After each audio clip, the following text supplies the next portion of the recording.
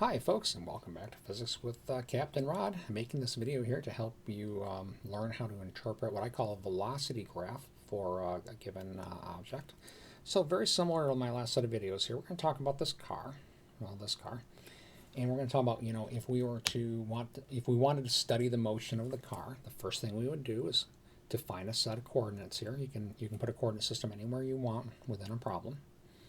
Okay. We've now defined a variable here. X represents the position of this car. When x is positive, the car's to the right. When x is 0, the car's about here. If x is negative, it's over here. And in my previous set of videos, I talked a little bit about interpreting the position graph for the car. Well, this time we're going to talk about interpreting velocity graphs.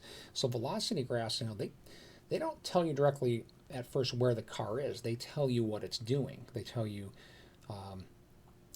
how fast it's moving and in what direction. So a typical velocity graph, we'd start out by putting maybe velocity on the vertical axis, measured in meter per second is the gold standard for physics, but you could also do, mile per hour, kilometer per hour, it depends on the problem, against time. All right, so let's look at some graphs here.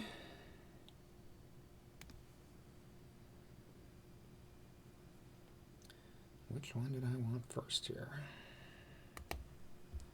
Okay, there we go. So here's my first one. Now you might not notice this, but you notice this is shaded down here, meaning that here's my graph. Now you notice at any time the velocity is 0. And that means the car's not going anywhere. X is not changing. All right, boring example, but try another one here. So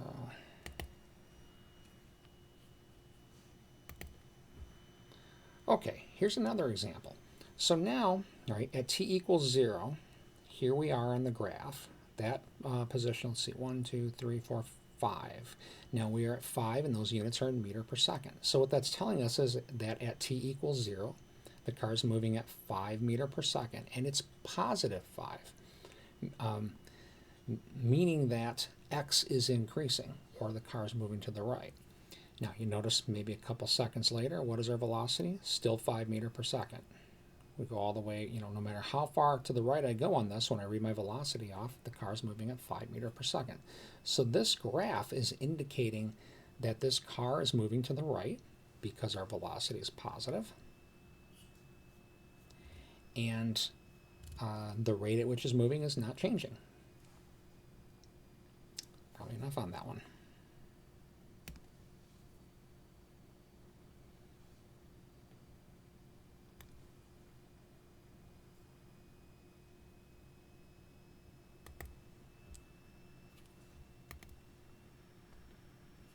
Okay, come on, open up. That's the one we're looking at here.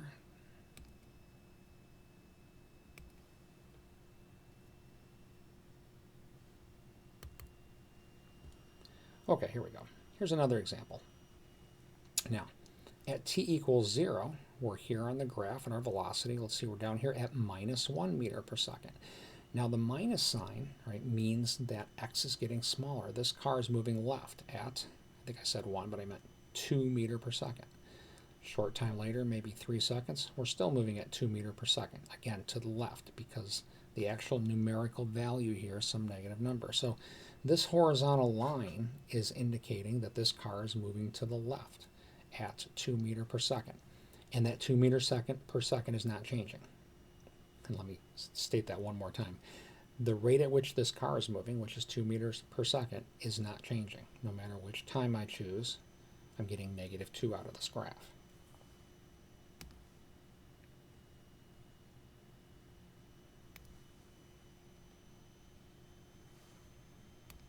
Okay, let's look at another example here. Okay, there's one where things are finally a little more interesting. Now, always, or well, maybe not always, but most of the time I like to start by talking about the intercept. At t equals 0, we're right here in the graph, the velocity is 0, meaning that at this point in the graph, right there, the car is not moving. Sorry about my small writing there. But that's very, very short-lived. Just a second later, the car, you'll notice there is a non-zero value there. 3 seconds later, we're here on the graph, and now the car's moving at 1 meter per second. 3 seconds later, now the car's moving at 2 meter per second. I'm getting these off the vertical axis. 3 seconds later, the car is moving at 3 meter per second. So this graph is telling us that the car is moving to the right. Now the reason is because if I pick any point on the graph, I'm going to make fun of this point right here. The velocity is given by this distance on the graph, and that is a positive number. So our velocity is positive, indicating moving in what we're calling the positive direction. But you'll notice as time goes on, these distances are increasing. So at this point here, our velocity is changing. And I guess this is as good a place to introduce this as any other place. How fast the velocity is changing is called acceleration.